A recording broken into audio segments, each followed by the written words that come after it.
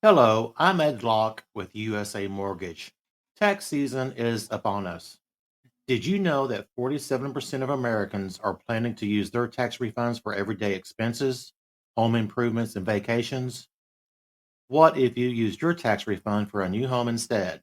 Again, this is Ed Locke with USA Mortgage. Your tax refund can be used towards down payment, closing costs, or paying down existing debt to help get approved. So before you spend that tax refund, let's get together and see how to best utilize those funds to invest in your future and your new home. Call or text me at 502-680-0953. Again, that's 502-680-0953. NMLS ID 448-9008, Das Acquisitions LLC, doing business as USA Mortgage, NMLS ID 227262. This is not a commitment to lend. Additional terms and conditions apply. USA Mortgage is an equal housing lender.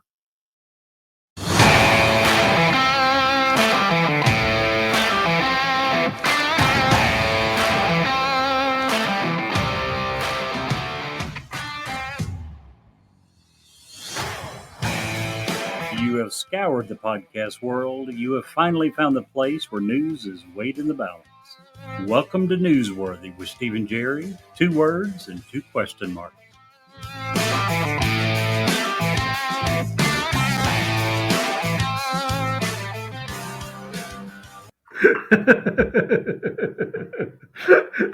Hey guys, welcome to Newsworthy. What a big chuckle. That's hilarious. Jerry literally just put our wine, an entire bottle of wine, into 2 glasses. These wine glasses are made the right way. Yeah, they're big. Half a bottle of wine. That's hilarious. Sorry about that. And it's not just any wine. What is it? What are we drinking tonight? Welcome to Newsworthy. Sorry. Red Moscato. So a cold red wine. Cold, sweet red. Behringer, by the way, was one of the first wines that I ever started drinking probably 15, 18 years ago. Well, it's tasty. I like Behringer. Very tasty. Very nice. Very nice. All right, I'm going to adjust the sound just a little bit. I feel like I'm screaming into your set here. So, how was your week, Jerry? It was very nice. The weather has cooperated and warmed up in the mid-50s, so very nice weather for January here in central Kentucky. Oh, I'm aware of how nice it was the last couple of days. I got on some 2-wheel action. Gosh, that's loud. Sorry. Got the bikes out, huh? Yeah, had to. Trying to get, we kind of old school. Jerry is over here. He's got a laptop. He's got his phone. And he is very like detailed and tech oriented, and that's beautiful. And I've over here got like 6 stacks of paper, and that's what you hear rustling. I apologize. It's okay though. I don't care. At least with the paper, you don't have to worry about is the computer going to come on, or is it going to be locked into a loop, or Right.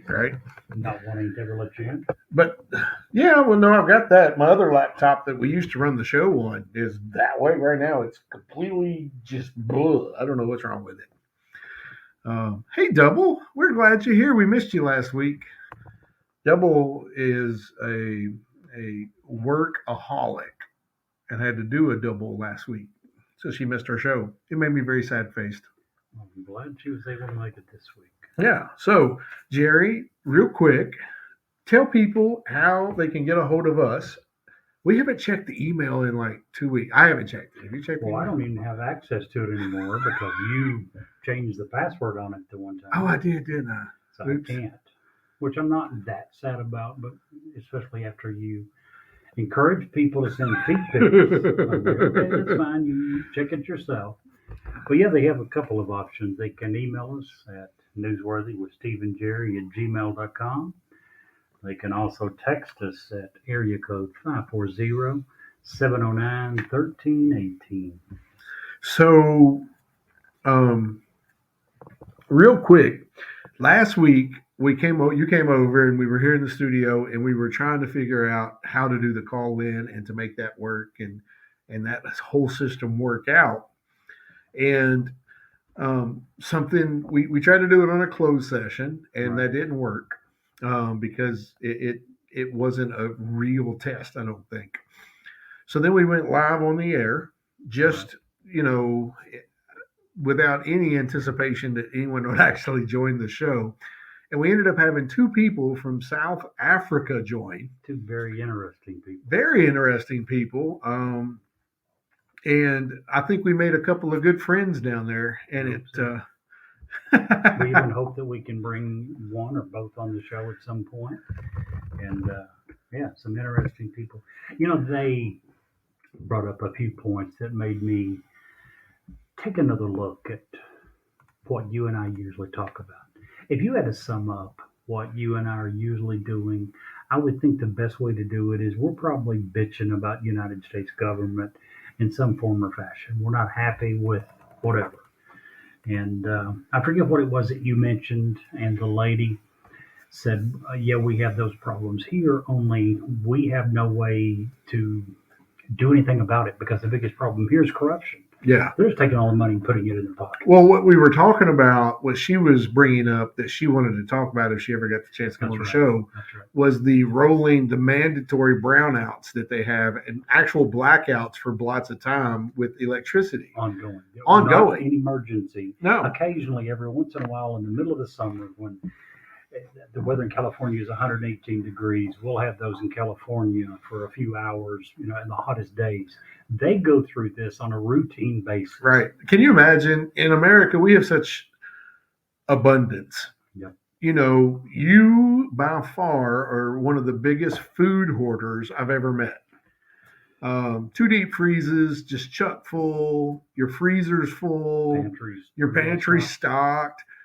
Imagine having to shut your power off Yeah. 3 hours a day. She mentioned that. Every right. You just can't keep any fresh food that you The can. butcher shop, she specifically mentioned. She said a lot of them, they either can't afford the generators to buy, and they can't afford the fuel, because this is not something that happens 2 or 3 times a year in the middle of the hottest days of the summer. It's an everyday This thing for them. happens all the time. And she was actually blown away that in America, we had anywhere in the nation that still even had those issues.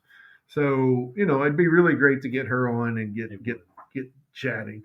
We got some great guests coming up very soon. Part of the reason we was working on that online, trying to get people to call in, we have Ron, who's going to be joining us from Montana.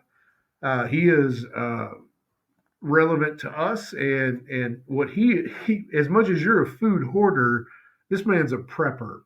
And he is, and I'm not talking about somebody who has an extra bag of potatoes stored away he's got an actual whole basement that is sectioned off for different parts of survival, tanning, iron and metalworking. I talked to him, had a real good conversation. Can't wait to get him on just to, talk about a little bit about, say, somebody wanted to start prepping for what they call shit hitting the fan. Or as you call it, the World War III that everyone is pushing us towards. Oh, absolutely. I still believe that. You can laugh all you want to. I still think that that's where we're heading. Smile, but not laughing. But so we're going to have him on very soon. At some point in March, Clay Davis will be joining us again.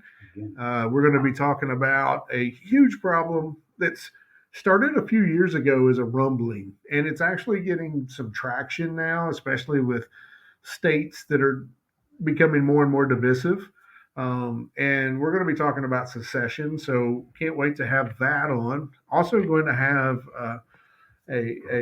another lady on, Kylie. She's going to come on and she's going to talk about a very dark topic, something that we've kind of touched on in the past, but from a different perspective. What it's like to be a child growing up with parents who are addicted, and it's going to be a miserable.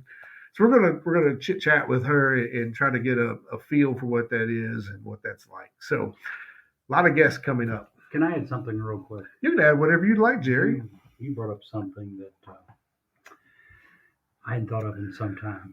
If you really want to be encouraged, if you want to see a video that it's just an outstanding video, Google 10-year-old blind autistic boy singing "Open the Eyes of My Heart, Lord." It's the guy's uncle comes on and introduces him. He says that his nephew was born to drug addicted parents. And he, within the first, I don't think he even left the hospital with mom. He was taken into foster care. And they went down a month or so, excuse me, and adopted him out of foster care in Florida. And this 10-year-old boy sings, "Open the eyes of my heart, Lord. I want to see you. Please open the eyes of my heart." Blind, autistic. Yeah, you talk about an humbling song. A very encouraging song. It's just, yeah, an awesome video. Yeah, absolutely. I've never watched the video. Things like that put me into a spot that I don't like being in, to be blunt. Why? Huh? Trust me. I mean, if you want, I understand what you're saying. It will make you feel so humble. It'll make you feel so guilty of why am I complaining? Right. But at the same time, if you want to see the evidence of God working in someone's life, watch this video. Yeah. Just watch it. Absolutely. Sounds like you're good. Will you leave a link to that at the show? Good. Yeah, absolutely do that, man. So, Jerry, guess what I don't have this week? What do you not have? A recipe? I don't have a recipe. Oh, come on. But it's intentional. Really? Yes, because I will. So this week we got our very first box. And first of all, let me just say, we are not paid sponsors of HelloFresh yet. That's kind of our judgment statement. We will know we've made it when we become sponsored by HelloFresh, because they literally, on every podcast, every Facebook, you can't turn on anything without seeing an ad for HelloFresh. I thought it was the French wine company. Oh, there's that too. Yeah. Our barometer for well, the wine companies don't have to advertise, I guess, as much. True. But so what I did is I went ahead and ordered a box of HelloFresh. I'd heard about it, and thought, I'll give it a shot. And again, we're not paid, so this is straight from me to you. The first two meals I've already had, and both were absolutely amazing. Now, you and I have a lot of experience cooking, so the instructions are very simple, very easy to follow. Someone who's never picked up a tool in their life can cook these meals. I agree. And they taste phenomenal. Absolutely. So find you a code online somewhere, order you a box of HelloFresh. I think we did 3 meals for 4 people. It was like $50 for the first box, and that was free shipping and blah, blah, blah. The produce is fresh. I was concerned about that. I don't use ClickList because I like to pick my own vegetables. I like to get my hands on them. But fresh product, the meat is very high quality, and the meals, once done, impeccable. I'm totally blown away. Very good recipes. Yeah, absolutely agree. So that's my recipe this week. I just wanted to plug HelloFresh for free. The best thing I like about HelloFresh is the recipes, and you can get those for free, by the way. If you just Google HelloFresh recipes, you can find them and make a screenshot or print the page or whatever. And that's the best thing that I love about them. You're right. You can get some outstandingly good deals if you have a good coupon code. The regular price gets pretty expensive. I think it's around $8-9 per person per meal. Yeah. So a family of 4 is $36 for one meal. Yeah, 3 meals, $100. Basically, that's what it would cost you to go to McDonald's. Who goes to McDonald's? You and I've talked about it. Millions of people. But I don't really understand why. No, I don't either. In today's world. I don't either. Lawrenceburg, Kentucky, we've got a sandwich place, a bakery that you and I have talked about different times called Heavens to Betsy. And they have outstandingly good food. And their price has not increased during COVID or since COVID began. It's still roughly somewhere, $8.75 to $10.50 for a sandwich. And you're spending that at McDonald's, and there's no comparison in the quality, the amount of food you get. Yeah, if you're in this area, Heavens to Betsy. What's the name of the place up in Shelbyville that you and I went to one time that really loved, the little sandwich shop? Very similar to, it's a bakery, I think. I think it's just Shelbyville's Deli and Bakery. I'll Google that. I don't Another remember. really good one. I thought they were as good as Seventh to Betsy, but Since we're on food and local food that's good, right here in Lawrenceburg, also Big Jack's Cafe. I'm not a huge fan of their sandwiches, but they have amazing breakfast burritos. Oh my gosh. Very good to know. Yeah. And there's lots of good restaurants here in Central Kentucky. So if you ever, McKinley's Cafe. That's it, Shelbyville. If you guys ever, if anyone ever wants to come to Central Kentucky, just shoot us a text, shoot us a email. We'll get you all the good spots, the local spots that you're not going to find on Yelp or TripAdvisor, because I go to a lot of places there. So anyway.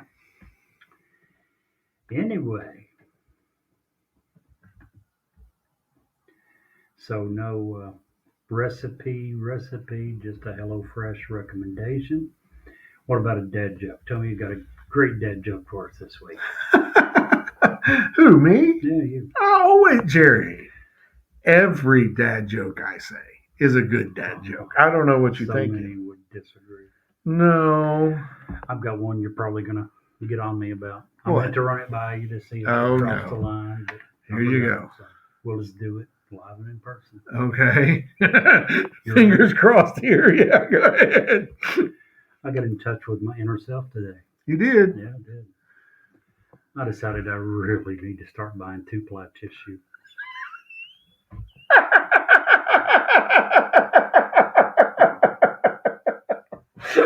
So, 2-part. We're going to stop the podcast right now. You need to go wash your hands. You touched my wine glass with that hand. You have no problem. Oh, man. And working out all this technical stuff, Jerry, you know what I realized? What's that? That if you get slapped with something in high frequency, it hurts. Well, I'm sure it does. HERTZ, it hurts. Those high frequency. You're cracking me up. So we got lots of stuff today. We do. Lots of things to get to. Jerry and I have already literally thrown things across my kitchen having dinner. His blood pressure was up to that level, literally. And so we're going to get into some of those things. But first, Jerry, why don't you start us this time? I started last time. I'm going to take a chill. I'm going to gather myself. And I will actually try to do a light-hearted one that hopefully will lower your blood pressure a little bit. It probably won't do that. Hopefully it won't raise it anyway. I know you're not a huge LeBron James fan. Last night, I'm sure you heard, he broke Kareem Abdul-Jabbar's record. He is now the all-time leading scorer in the NBA. I'm not a huge LeBron James fan myself. I've become much more a fan of his in the last, 3 or 4 years. He's become more of a team player, I think. Still not a huge LeBron James fan. I'm a huge NBA fan. I'm a big fan of history, and he just broke a record that for so many years was considered to be unbreakable. And LeBron James, as of last night, is the all-time leading scorer. Not only is he the all-time leading scorer, because you can do that by being a very selfish player. He became the first player in NBA history with 30,000 points, 10,000 rebounds, and 10,000 assists. He didn't do that last night. He said this one for a while. But when you think about it, 30,000 points, 10,000 rebounds, 10,000 assists, the only player ever. No one. When I first heard about it, I thought, I'm sure Oscar Robertson, the Big O, he was a very good rebounder, one of the great assist guys, and a great scorer. I thought, surely no. LeBron James is the only player to ever do this. So kudos to him. Absolutely. And I don't like LeBron. I don't like his politics. I don't like where he puts his opinions sometimes. That's not why we watch sports, though. It's really not. And that's why I don't really care for him, because he interjects it into the sport, and that's any of those guys that do that, I'm kind of not a fan of. So does Kareem. Yeah. Kareem is known for social justice there as well. Yeah. So, definitely kudos to him, no doubt. It is a huge accomplishment. And what can you say? Now, here's where I will draw the line. There's going to be comparisons now that say, oh, he's done this. That definitely means he's the greatest of all time. He's still got a long way to go to beat Mike, in my opinion. Sorry. But when you look at statistics, and I would agree with you from the sense that this is probably the biggest statistic, and that's number of rings, number of Yeah. championships. Oh, yeah. That's the one place and the only one that I know of where Michael has still got him, unless you wanted to look at something like clutch shots Or Hart. or Hart. Or play, what was Michael's coach named? Dean in college. Oh, Dean Smith. Dean North Carolina. Smith.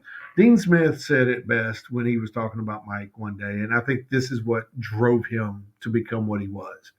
He said all players have the ability to turn it on and off on a given night. Mike did not have that. If Mike was on the court, be it practice, be it by himself, be it in a game, Mike was 120% until he was off the court. The only other person that I would put up there with him for that, from everything I've heard, is Kobe. Oh, yeah, absolutely. 1 and 2 by far, in my opinion. It didn't matter. Practice, playground. And if you weren't at his level, Kobe was a lot more like, and both of those guys, because of their mentality, made their home teams better. Because if you were going to play with them, you didn't need a coach to tell them that you needed to step up, because Mike going to be in your ear, Kobe's going to be in your ear. That's why him and Shaq didn't get along very well, because Shaq was a big no. A lot of people knew Shaq as a person that, yeah, he'd goof off in practice a lot, and that didn't sit well with Kobe. So I will apologize. My dogs are probably going to bark real soon. Ramona and Eddie and Sonny Ray. I apologize. That reminded me of an old Pat Riley story, by the way. During the heyday of the Lakers, someone was interviewing Pat Riley, and they mentioned, you've got to have a really tough job. You've got Shaquille, you've got Kobe, you've got all these expectations. It's got to be a really tough job, a lot of pressure. And he said, not really. He said, I just show up to work every day and say, Mr. Johnson, what would you like to do today? Magic Johnson. Yeah. And somewhere along the line, I never heard Magic Johnson being thought of as one of them like we're talking about. But if you got a Magic, if you've got a Michael Jordan or you've got a Kobe on the team, yeah, it becomes a lot easier. Yeah. They do a lot of the coaching. Steve Kerr. They don't allow the goof offs. They're going to insist on everybody bringing it. Yep. So kudos to Jordan. Yeah, absolutely. And we didn't get off LeBron. Kudos to LeBron for doing this thing. So appreciate that. Absolutely.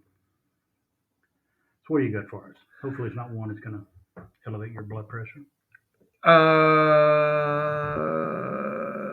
Well, I have one that won't elevate my blood pressure. Only one. Only one. Do you want me to start with that or end with that? That's up to you.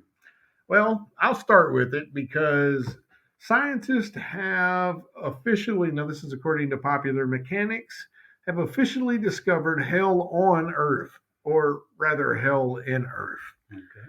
According to scientists, there is an entire global area 100 miles deep of liquid magma. And how they didn't know this for 100 years, I have no idea.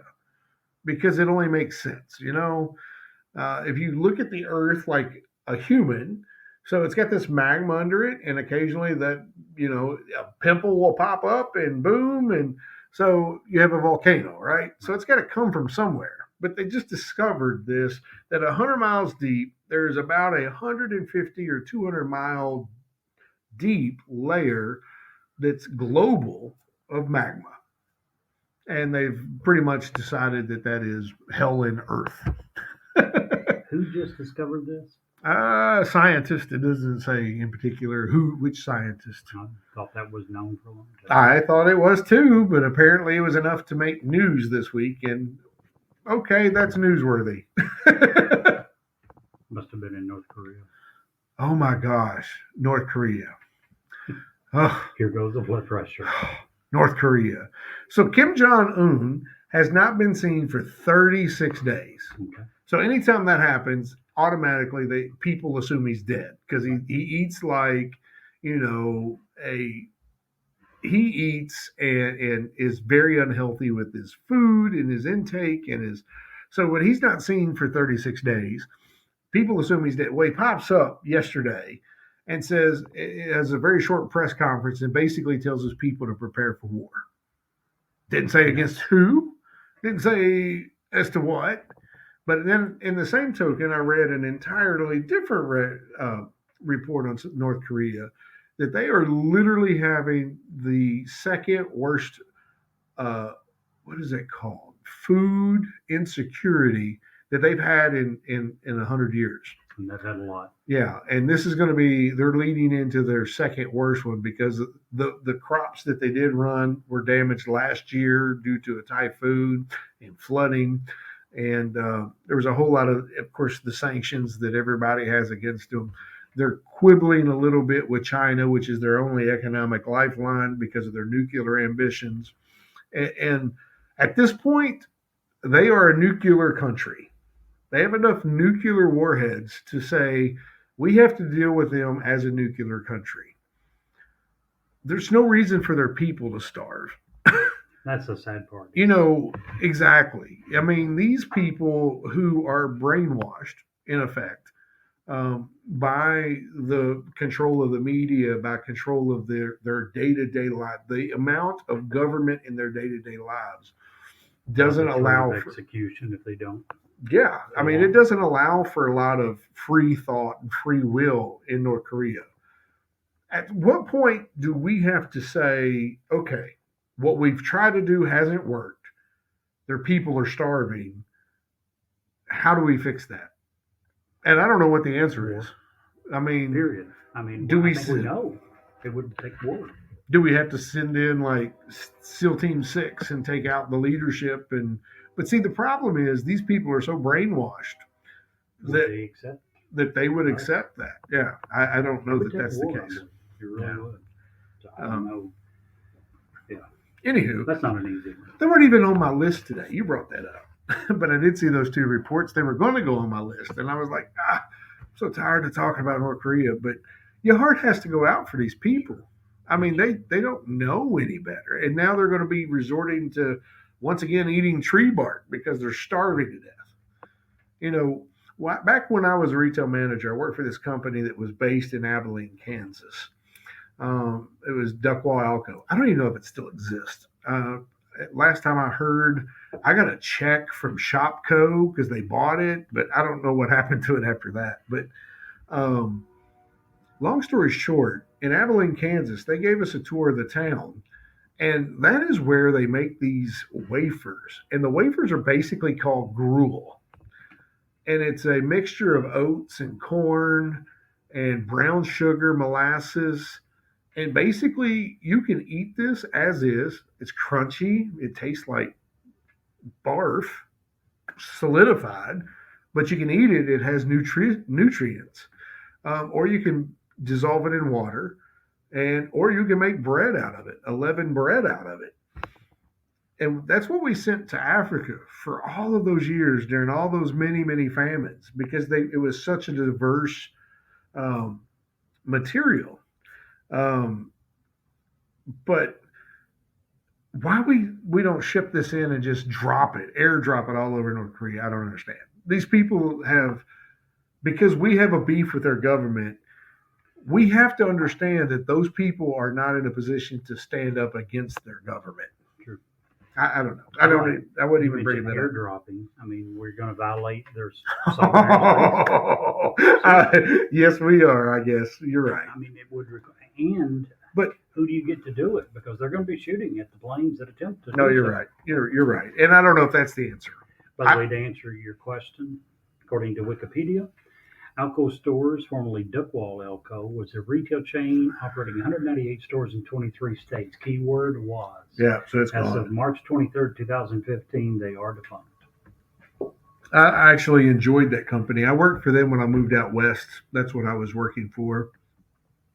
It was a great job. I got to go and they were kind of like a big Dollar General. So my job was to go into stores where a Walmart had opened and see if the store was still viable.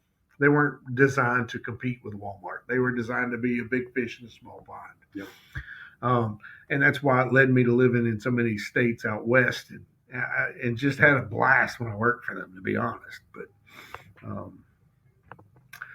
I figured they I were remember you telling a few stories. It sounded like it was a lot of fun.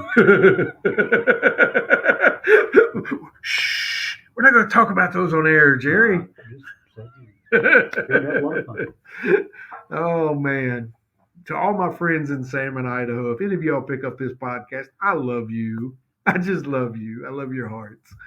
Go ahead. Sorry, Jerry. What's your next topic, man? George Santos. Oh, What do you boy. think about the guy? Man, I think I'm just going to say it. Okay. If he was a Democrat, we wouldn't be having this conversation. That's what I would think about this guy. Meaning what? Meaning the Democrats are very good at getting these crazy, lying people elected and then circling the wagons around them. Like who? Give an example of who you're referring to. Crazy people on the left? A Democrat lying person that they Anybody that's been in Congress more than 10 years. Really? You seriously believe that? I think you have to lie. Bernie Sanders? No. We He's think not a leftist. He's crazy. He's an independent. Anyway, George Santos. If it were up to you, what would you do? If I were If you were McCarthy. McCarthy right now, yeah, I would make him go away. Probably. He needs to. And I don't know that. I do know he does not have that power by himself. He certainly would have to bring this to a vote among the people. But anyway, the reason this come to mind was I was watching the State of the Union last night. And for those of you who happened to see a few minutes before the beginning of the State of the Union address, Mitt Romney and a few other people were on their way into the House. And for some unknown reason, probably just the way that it fell, George Santos was given an aisle seat. So he was not only sitting on the aisle, he was standing up and enthusiastically welcoming everyone into the chamber, shaking hands with everyone that he possibly could. And apparently this just rubbed Mitt Romney the wrong way. I'm no Mitt Romney fan, but I was a huge fan of his response. He walked up to George, I didn't walk up to him. As he's walking down the aisle to his seat, he passed him. And when George Santos attempted to shake his hand, he said to him, "You don't belong here." And it appeared that he also said, "You should be embarrassed." They proceeded to have a discussion. Santos called him an asshole. I'm glad someone stood up and told George Santos what they thought of him. And I was also glad that it was a member of his own party, another Republican. If it had come from a Democrat,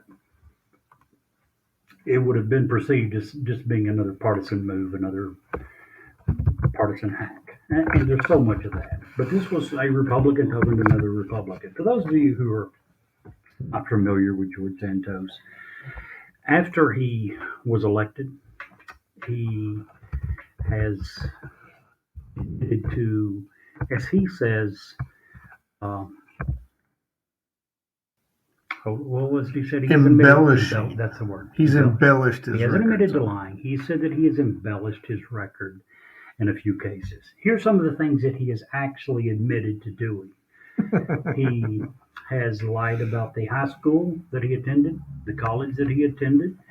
He, on his website that he created when he was running for office, he stated that he had graduated with a degree in economics and finance from Baruch College, and he also said that he was a star on the volleyball team. He later admitted that he had never applied for, much less attended the school, or any college for that matter. He lied about his resume and said that he had worked for Goldman Sachs and Citigroup on Wall Street. Both companies say that they have no record of his ever being employed with them. He lied about founding an animal charity. While running for New York's 3rd Congressional District in November, his campaign bio discussed his husband. Now, his husband has never been seen in public with it. There's no marriage record of the husband.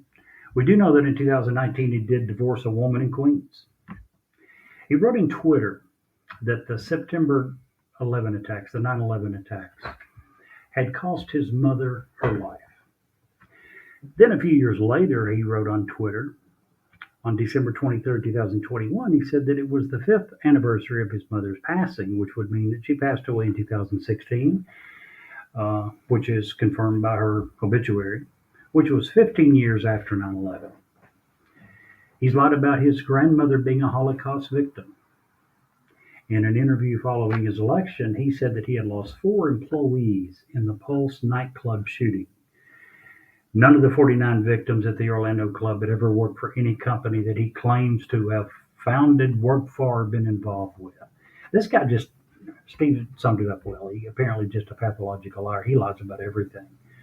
But yeah, when you're lying about the credentials that enable you to get your elected office, as far as I'm concerned, I think they probably need to see that this guy goes away, especially in my opinion, because of something you said a minute ago. The Republicans claim to have the moral high ground, right? They claim to be the moral party, the party that tries to do things right. You can't allow a guy like this to be in your party after lying about everything in his life, apparently. So, not a positive one, but hopefully not one that got your blood pressure up anyway. Well, politicians lie. Sure. That's what they do. If it's not lying to get elected, it's lying to stay elected. And I have another politician here. Can I add one more thing? Sure. Before we move on. Sure. Glad you brought that up. Romney had a great saying today when I heard he was doing an interview and they asked him about his confrontation with Santos. And Romney said this. He said, Santos says that he has embellished his record. Claiming you got an A when you actually got an A minus or a B plus, that's an embellishment. But when you claim you graduated from college even though you never attended, that's not an embellishment. That's lying. And I absolutely agree. Many, if not most politicians would absolutely embellish their record. If you heard the State of the Union last night, you heard the President of the United States many times embellish his own record. That's a far cry from what George Santos is doing. George Santos is not embellishing. He's absolutely outright lying. Yep. So, your turn. Yeah, well, I was just going to say that there's a bigger name politician that has been notorious for lying throughout his career, and that would be our president, Joe Biden. Sorry, didn't mean to steal your thunder there. Oh, no, you didn't. Absolutely not. And it's the same types of little things that I don't understand why you want to lie about. What difference Well, it you and makes. I agreed. Half of it with Biden, I don't even think is lying. I think the man is probably suffering from Well, this has happened over his whole career. dementia. Biden once said that he was in a congressional player baseball game where he hit a ball 358 feet.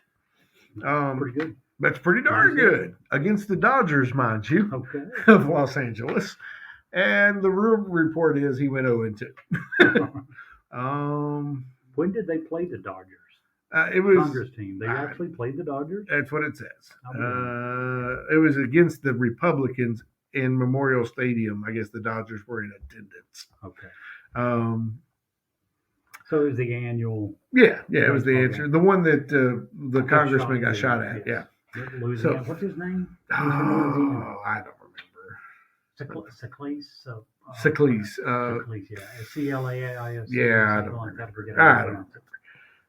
Biden also claimed that in the 4 years after the Obama administration, where he's vice president, that he went on to become a professor while he was gone before he became the president of the United States. He never taught even the first class in that entire time. And this one's a little closer to my heart. A confused Biden once said that he used to drive an 18-wheeler. He has never had an actual job outside of politics, period. He was being totally honest last night when he looked around and said, I have been here as long or longer than most of you. Yep, True. absolutely. He also went on to repeat that he used to drive a tractor trailer at a different factory that made parts. I think that was a Caterpillar place. He entirely made up a story about visiting Israel in 1967. That never happened. And he couldn't even remember his Secretary of Defense's name. How much of this do you think is confusion? Oh, I think anything in the last 5 to 6 years is definitely some sort of How much dementia. of this was before that? A few things, and I didn't look at the dates of this stuff. This is just a report actually made to us by the Federalist, and even at the State of the Union last night, he got confused about Chuck Schumer, which is right out of the gate. Well, he did correct that. He did correct it. He got back on script, which was good. But that was like one of the first few things that he said. Yeah. So anyway, my next thing, I have two things, and they're both kind of big, and they're both going to probably put us into no man's land. So I'm sorry about that going in. But the first one I have to bring up is the debt ceiling. Okay. How many, and I'm talking, now, this is Steve, the independent, talking today, Okay. because I want to put it out there that we need to stop raising the debt ceiling.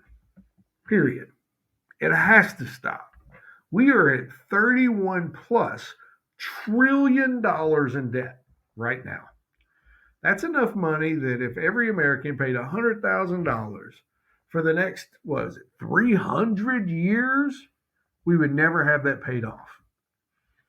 Without serious, that's paying, as credit cards say, the minimum payment.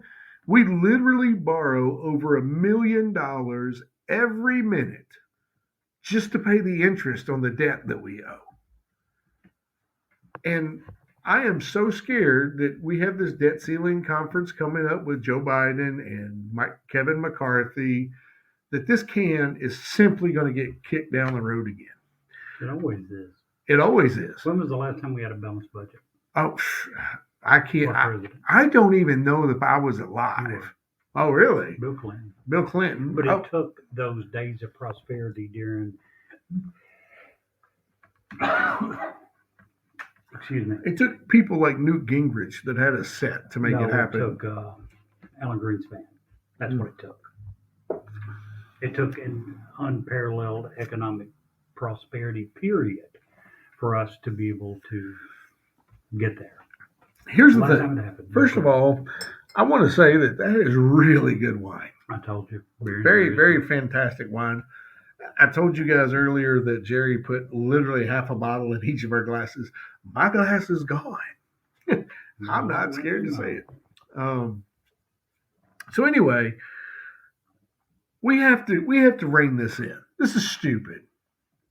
Now, some of the Republicans came and said, and these are guys that I normally support, the Freedom Caucus, and said, hey, we got to cut Social Security, we got to cut Medicare, we got to blah, blah, blah, blah, blah, blah, blah, blah, without touching defense. And I am a big believer of all the programs that we have available that our government pays for. You don't touch Social Security. That's not your money. When Social Security was created, it was not a thing where the government was adding anything to that pot.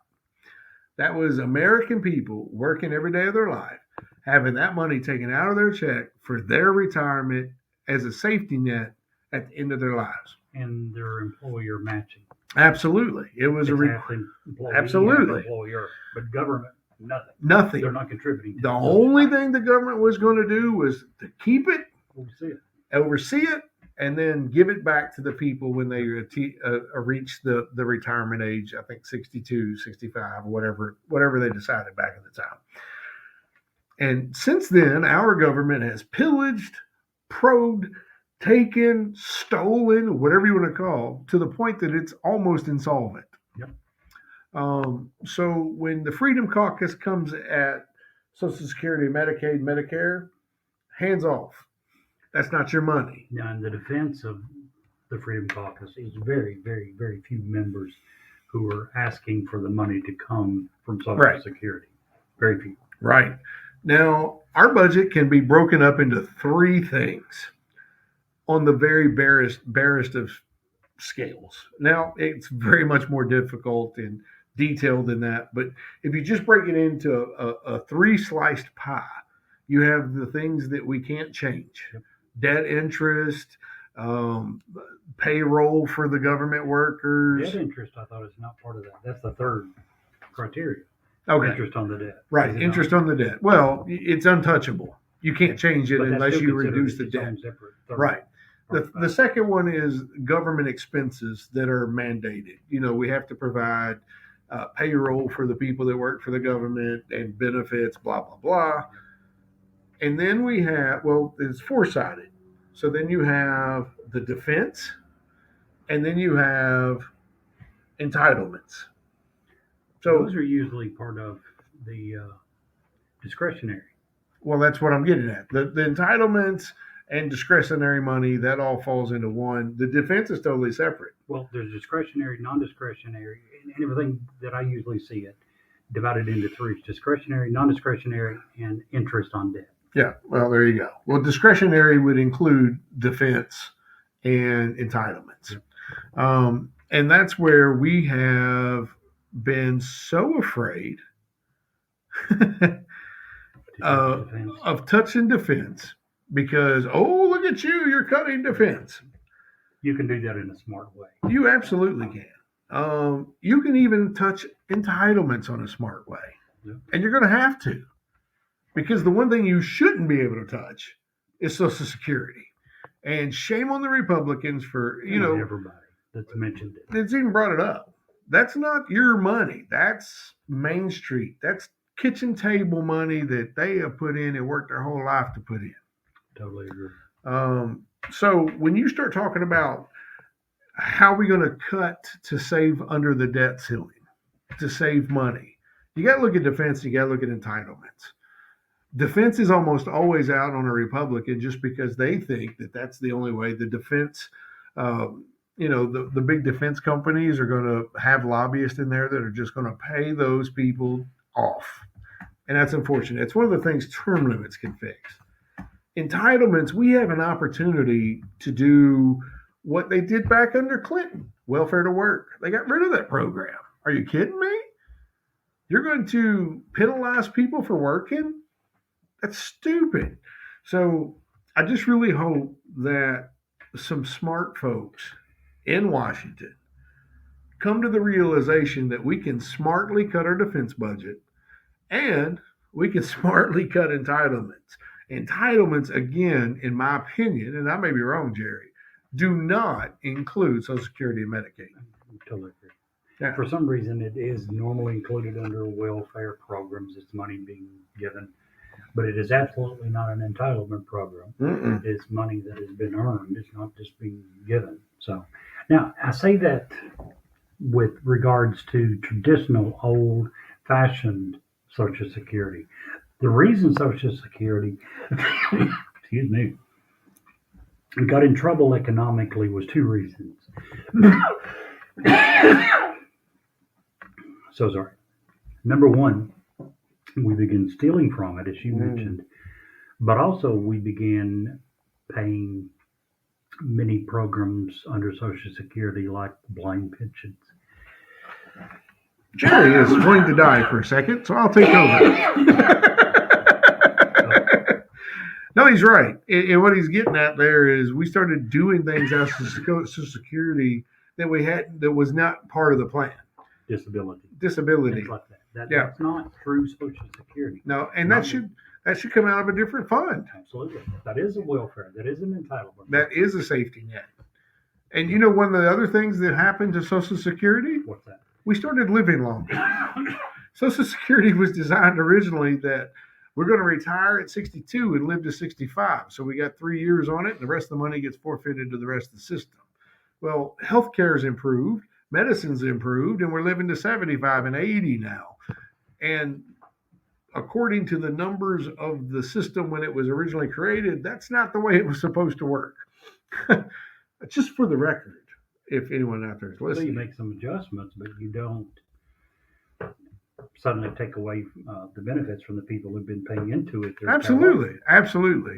Also, I'm not a financial advisor, but when I turn 62, I'm taking as much money as they're gonna give me, because you're not guaranteed tomorrow. I don't think you can take it at 62 anymore. No. No? Sure. It's been moved to 65. Of course it has. Minimum, I'm almost positive. I'll Google it while you talk. And we're talking about defense and how much we spend. The United States spends more than the next 7 countries combined. Let me see what year I'm looking at here. 2021. The United States spent $801 billion.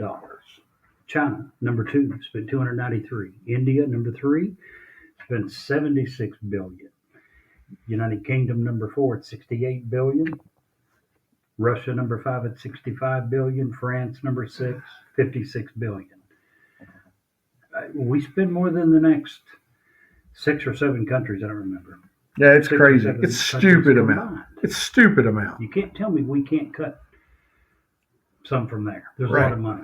I Right. agree with you. The Herman, Republicans- the late Herman Cain had a pretty Always good liked plan. I did too. I mean, the man was a very smart. He was a businessman. He had done things in his life, and his was the penny plan. You cut 2 pennies of every dollar from everything in government, and eventually that really adds up when you're talking about trillions of dollars. Yeah, 2%. Um, 2%. Also, just for the record, Jerry, you can start receiving benefits as early as 62. However, you're not entitled to full retirement up until age 70. You're so you sure get a- that applies to people today? That's what it says right here, according to 4 sources. Benefits planner, and this is Social Security Administration.gov. Okay. I So- thought that had been changed, and the mandatory minimum had been moved to 65. No, I think the full benefits used to be at 65, and now they're 70. But heck, who's guaranteed to live to 70? Yep. I'm not. I'm going to take my 8 years as best I can. Shoot. Anywho, sorry. There's lots of places to cut. Maybe we just do a whole show, Jerry, on what 2 people from Kentucky think they should do with the budget to save some money. Let's see how much we can cut and carve and make sense. Not today. It would vary from area to area, but I guarantee I know the bottom line result would be to cut the hell out of it. Oh, yeah. I mean, I don't care what the mating patterns of Canadian night crawlers are. True, but those type of things do receive a lot of publicity. And Very there's not little much money. going $200,000-$300,000 Yeah. in the budget of a bit, trillions. That's not a lot of money. I get No. that, but they do add also up. At the same point, our foreign aid is a drop in the bucket. Yeah. We can talk about foreign aid, and we can talk about, do we give? I'll go to something that you get your blood pressure raised about quite often: Ukraine. Duh. The total amount of money, which is I think $100 billion, not that we've given, but that we have said we're going to give. That's still a drop in the bucket. If we hadn't given one dime of that, it would not change. If you were to do the math, It doesn't I'll move try our to do needle. that. It won't move the needle. Yeah. If you take away the $100 billion that we gave to Ukraine, how much difference would it make in the interest on the national debt? It would be probably Have you? half of 1 penny. You were a TikTok Not word. Not video. was. Still are. Ain't. You are a Chinese spy. They don't even know my name. They don't have my address. They have nothing. But yes, I'm giving national secrets to. Yes, you are. So you should Google or find the video that the guy uses individual rice to show the way the budget is. It's fascinating. I'm sorry. Find it and link it if you don't care, because it is fascinating. If you want a real visualization of what kind of money trillions of dollars means, it's an amazing video to watch. It will surely blow your mind. Jerry, that's all I want to talk about. I was hoping that we can get some real smart ways to not increase the debt ceiling again and reduce our federal budget. Why do you think that doesn't happen? Votes. Yep. Period. I mean, that's what Guys trying to stay in office. and that's what we beat it like a dead horse here. But term limits. Our original reason for our show was to determine if things need more or less news coverage. That is one that needs more coverage than you can possibly give it. Absolutely. It's the fact that we are screwing our grandchildren's grandchildren's grandchildren Yeah. is what we're doing with our national debt. Yeah, We've got to it's stop it. stupid. The country literally cannot keep going in the route that we're on. That's 100% correct. And you know,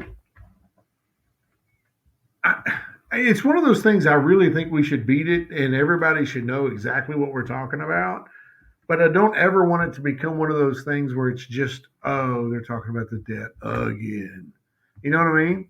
Sure. Because it deserves more than that. So 2 thumbs up on that. Definitely needs a lot more coverage, but moderated coverage. Real coverage, not partisan coverage. Not not Republican coverage or Democrat coverage. Some of the best quotes and best sayings for the whole debt situation actually comes from the Libertarian Party.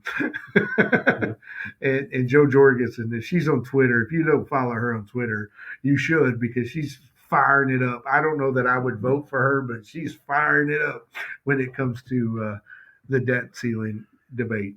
What's your next topic? People that, before I go to the next topic, there's a couple of problems with that. There's a ton of people who do not wish to hear negative news. There's a lot of people, I think, that don't follow news very much at all to begin with, because the majority of it is negative. Yep. So something like this is certainly negative. It's not the type of thing that you like to hear. Another problem, I think, is there's a lot of people who don't like numbers, who don't like math. When you start hearing these numbers, and some of these numbers are pretty huge. You're getting into trillions of dollars. People have no idea what that even means. And real quickly, when you begin talking about the current trajectory, what percent of GDP is the interest debt payment going to be in 20 years and 40 years? A lot of people get lost. Mm-hmm.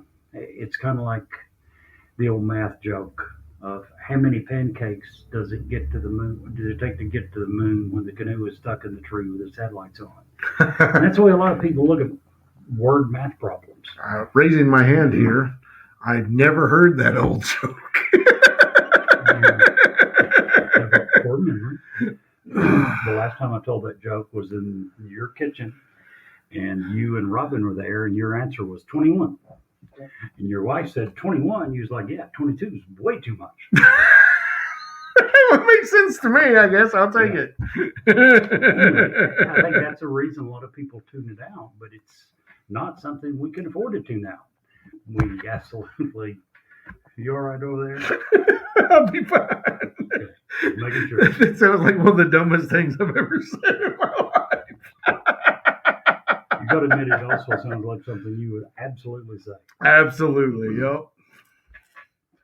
So, what did you think about Biden's State of the Union? I know you were busy last night, had to get up early and didn't get to watch near all of it. Yeah, I'm going to summarize it, what I did watch, as best I can. It was a run-of-the-mill State of the Union. Pretty much. I've done all this, yay me, and we got more to do. Okay? Yeah. Here's what I didn't like about it. Okay. I didn't like the fact that it was almost watching the House of Commons in Great Britain. Over the past several states of the Union, starting probably George W., maybe even a little further back than that. That's when I really became aware of it. So that we have decided that it's okay that during this particular time, we're going to make political statements. I've always kind of understood hey, we're going to stand up on this one, we're going to sit down, and, the right, left. I get that. But those were quiet. They were respectable. This shouting and acting like a bunch of fools, I agree. That only makes us to the rest of the world look stupid. So that's what I'll say about the State of the Union. I just, regardless, you and I have talked about it a lot. Regardless who's in the White House, Democrat, Republican, They deserve respect. The office deserves respect. And when he's making a speech in front of both houses of Congress, that respect for the office, even if you don't agree with the guy saying, that the respect should, pardon the pun, trump whatever the guy's saying. I agree.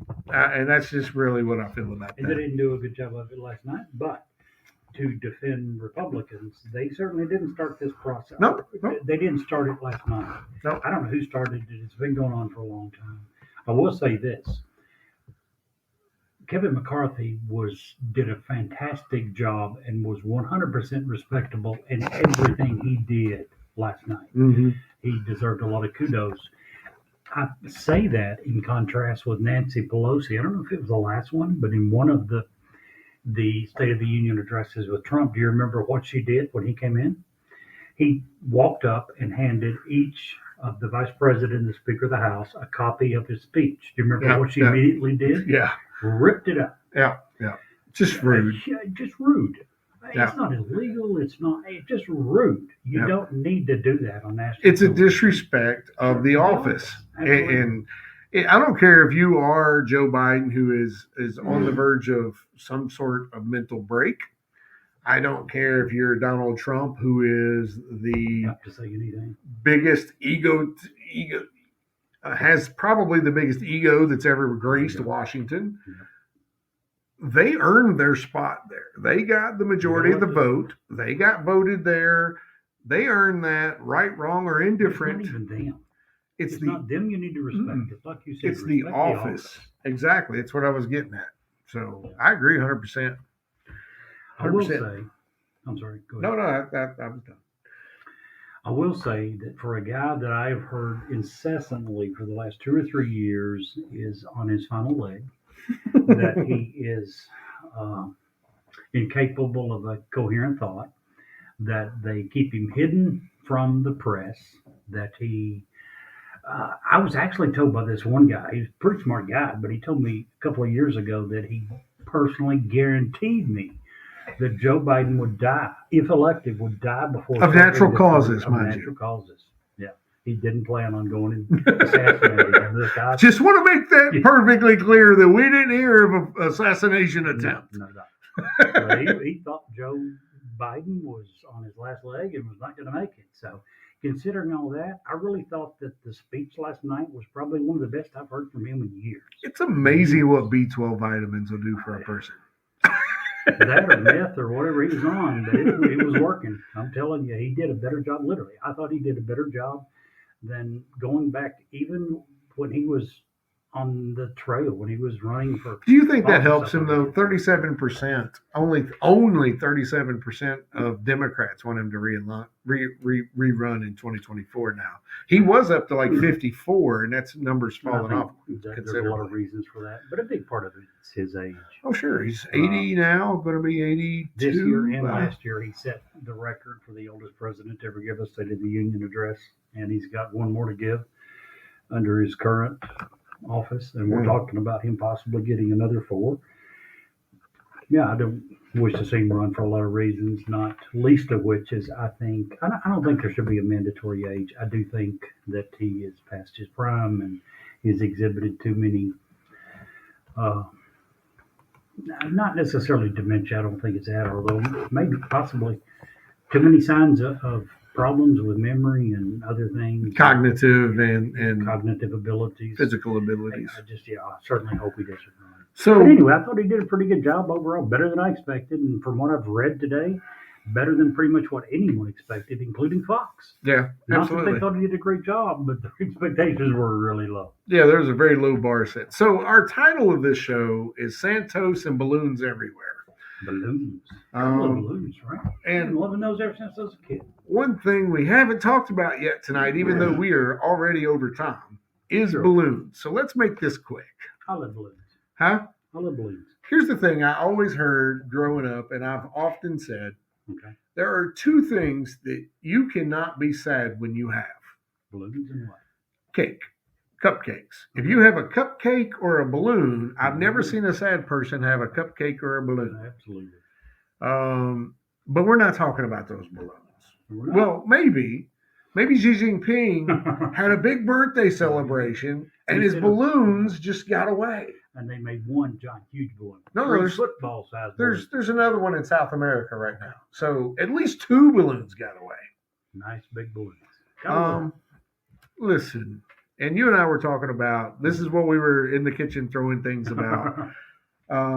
Because it's my belief, even though I'm clearly in the minority with our military leaders who think that it was okay for this foreign entity to fly through our airspace. I did not think it was okay. Well, they allowed it to happen, and inaction Don't tell them why they allowed it to happen. I'm getting there. Good gravy. He's so anti-Steve today. You hate my guts today. Never hate your guts. So our military thought it was wise to allow the balloon to float over our North Dakota and Montana nuclear sites and then take a flight down through Missouri over our stealth fighter base. And then finally, when it gets out of our country and heading into the ocean, we decide to shoot it down. To his credit, Joe Biden actually wanted to shoot it down in Montana. As soon as he heard about it. Kudos to you, Joe. I agree. I never thought I would say this, Jerry, on air. I agree with you, Joe Biden. I agree. What the hell? What the hell? To steal Jerry's line. For real. Didn't make me have to agree with Joe Biden. Listen. Here's a few statements from the Pentagon. Okay? 100%. Now, this is according to U.S. News. Pentagon chief, 100% clear the Chinese balloon was a military craft.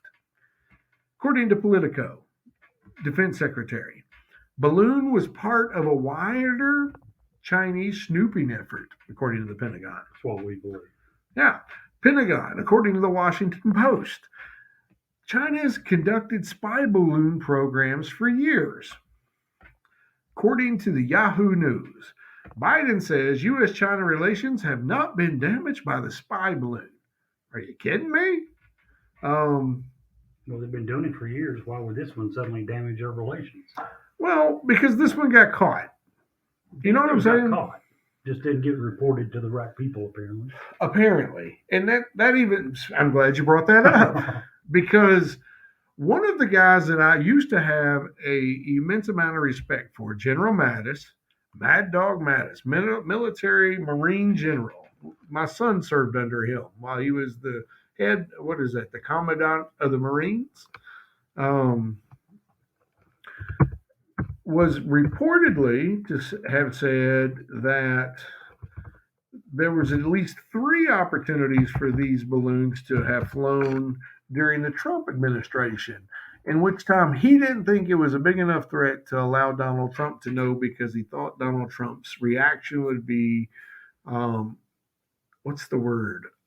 overly aggressive. That's really close to treasonous, in my opinion. He's the commander-in-chief. He absolutely needs to know when there are foreign bodies floating through our airspace. Totally agree. Huh? Totally agree. You don't have that right to say, oh, well, this information isn't good enough, and just because we're scared about what you might do, we're not going to tell you. Also, while we're on it, Jerry, last week I had made mention that there was 100,000 troops in Romania. After further research, that was wrong. There was 100,000 troops in all of Europe. And I apologize for that, and I want to correct myself on that because that's what we do here at Newsworthy. We want to get it right. Absolutely. We don't want to make stuff up. But anyway, I just... we're not going to be like Trump? No. Okay. Or Joe Biden. Okay, making sure. Because... So anyway, if that actually happened, if General James Mattis decided not to tell Trump, I think he should be discharged and tried for treason. Well, he can't be discharged. He's already gone. Well, retired or whatever, but he should definitely be tried for treason. No, not treason. Absolutely treason. When you dereliction of duties, maybe. Treason means when you don't have your country's best interest at heart. He could legitimately name 1,000 things and say that this man has exhibited behavior that led me to believe that it was not in the United States' best interest. Do I think he's justified in saying it? No. Do I think he had America's best interest at heart? Yeah, I think he did. And I think you would have to admit that he probably had America's best interest at heart in a wrong way. But that means you can't charge him and win if you're going to charge him with treason. Well, I think that It wasn't his job to make that decision. absolutely period. not. No. No doubt about that. So anyway, these balloons, and it took my 17-year-old to make a point to me, Jerry, that I brought up to you earlier, and it's a what if.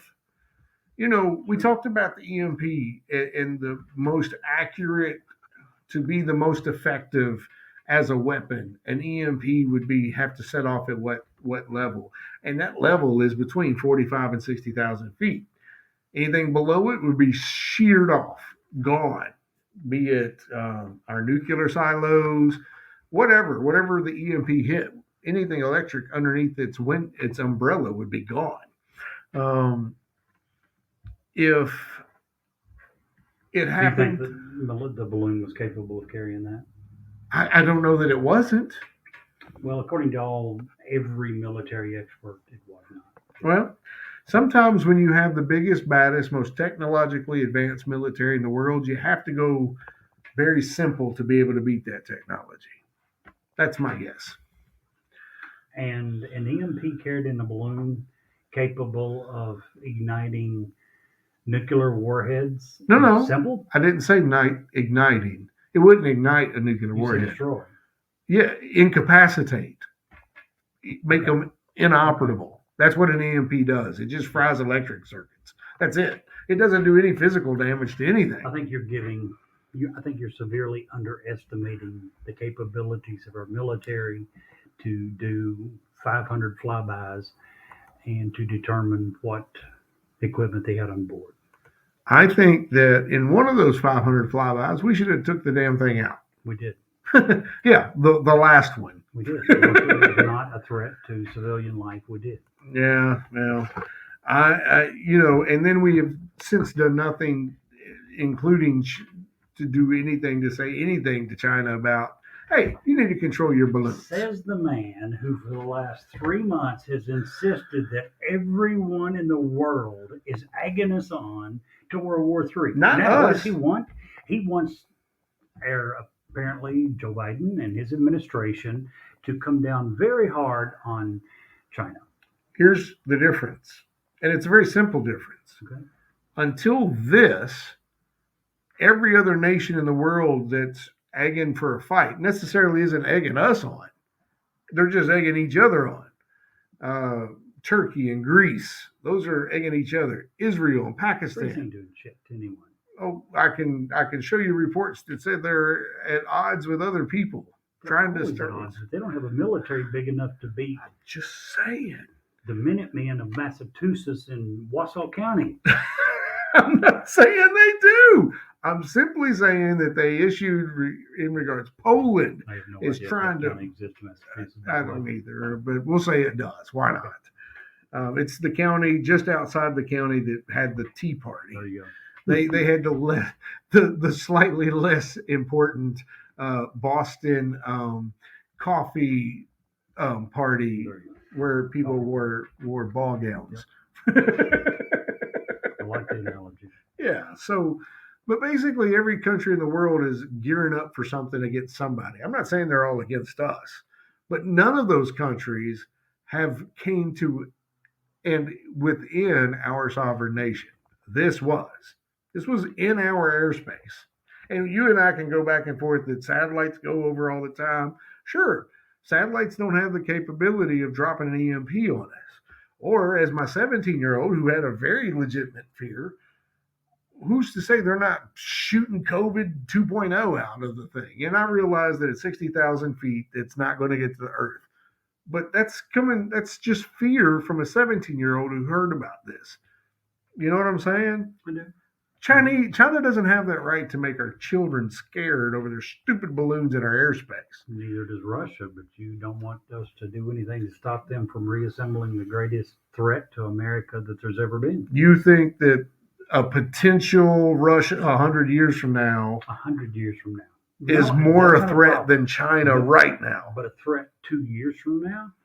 Absolutely. Russia has shown and exhibited anti-U.S. behavior far more than China has ever begun to think of.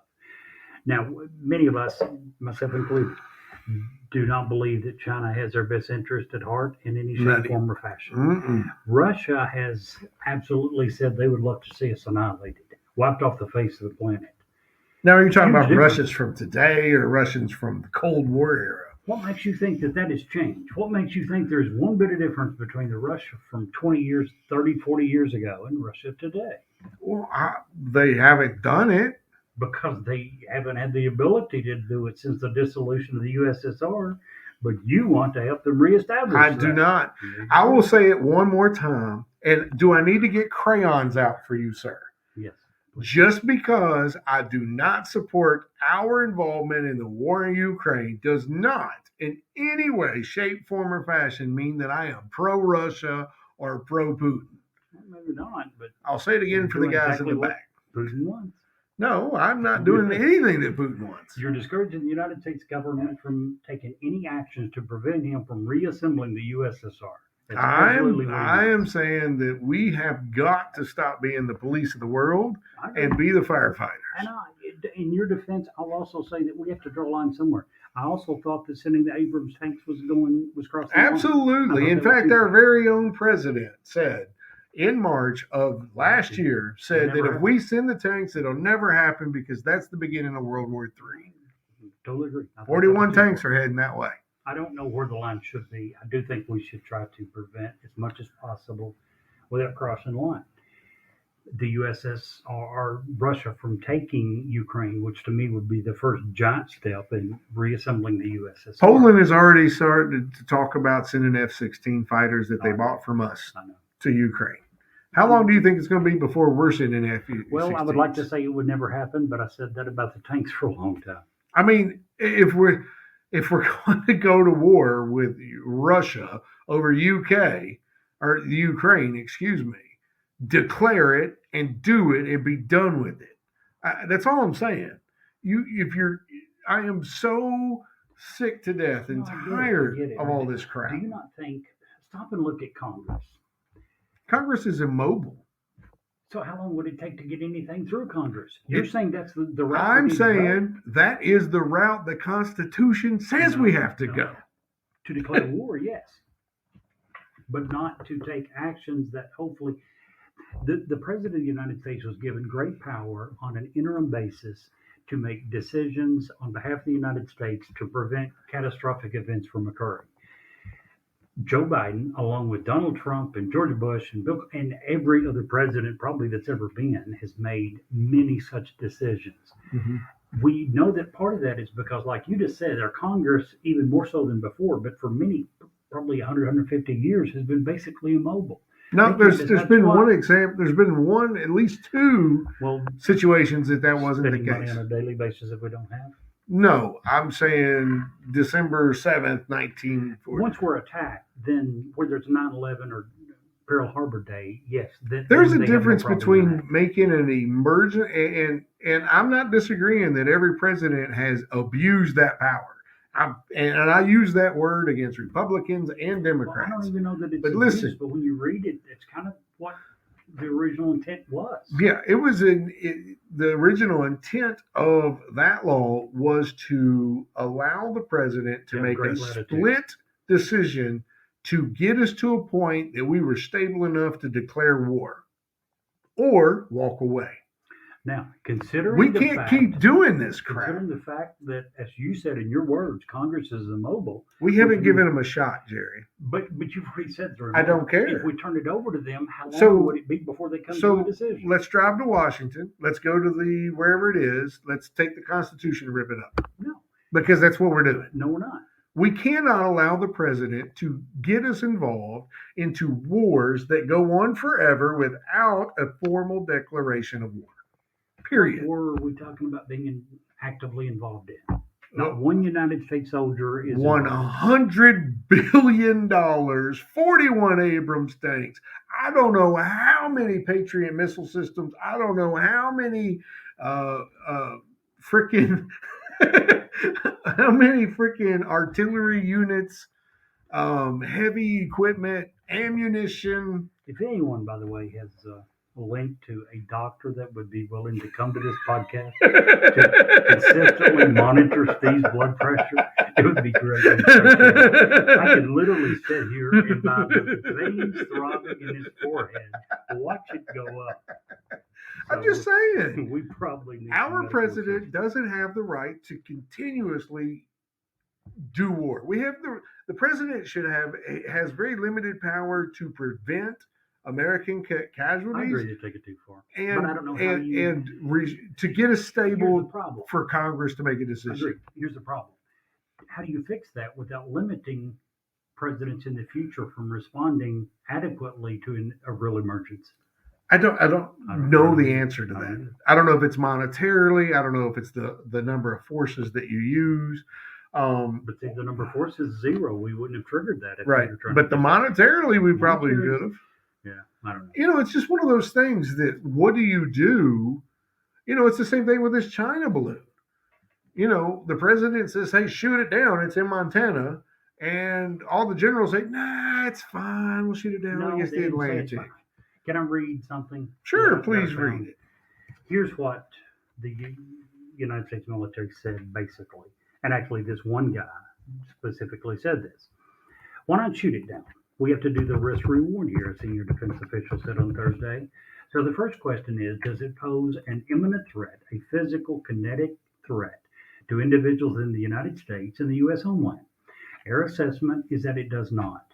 Does it pose a threat to civil aviation? I know you've got a story of how it possibly did at one point, but his answer was, our assessment is it does not. Does it pose a significantly enhanced threat on the intelligence side? Our best assessment right now is that it does not. So given that profile, we assess the risk of downing it, even if the probability is low in a sparsely populated area of the debris falling and hurting someone or damaging property, that it simply isn't worth it. Now, that was the decision that from what I've heard, pretty much unanimous decision of the United States military. So, you're right. Biden heard about this, and everything I've read was his first thing was shoot it down now. And the United States military talked him out of it. Do I think it's the right decision? Here's what I think. I think that the military experts who I think at this point have to trust, at least to some degree, made the decision they thought best, and our president listened to them. I was glad to hear that he was willing to take immediate action. I was also glad to hear that he deferred to the wisdom of the military. So I'm not against the decision to wait until it passed the homeland before they blew it up. Yeah, well, you and I have to agree to disagree. There's a lot of space out west that they could have blown the shit out of that and it wouldn't hurt anybody. Yeah, it depends. And it depends on how widespread the debris is going to fall. I bet sure. 65,000 feet, 13 miles up, that crap's going to come down over a huge Here's what I think happened. What's that? I think we waited till it got to the Atlantic Ocean because we thought if we take the balloon down in the Atlantic, we can recover the info box that it had on the bottom once it hits the ocean. That's what I think happened. Absolutely. You think there's a black box? You think these people put a black box? You yourself said the whole unit underneath the balloon was 3 football fields wide. This was not a school. There were 3 buses. Okay, 3 school buses. Still pretty big. Huge. So that's what we shot it down over the ocean for. It wasn't had anything to do with anything other than that. But that's my opinion. And since you just had to go, I'm right. You're Steve. You're right. I'm so wrong. And I agree with you, Mochi. What if they just had a massive supply of smelly socks in it? You know, it's right. It could be. We've gone so far over today. I just want to appreciate everybody for being here. For our resident neighbor Dennis, I hope that this has. Oh, there's my dog, Ramona. She's just barking at me through the window. I hope that Dennis has been overly stimulated and pleased by our voices tonight. That would be awesome. Um, that's an inside joke. I apologize. I have to throw it out there. Guys, one real quick thing. I want you to listen to our sponsor. This one quick message, and then we'll come in and close the show. I appreciate you. Hold on one second.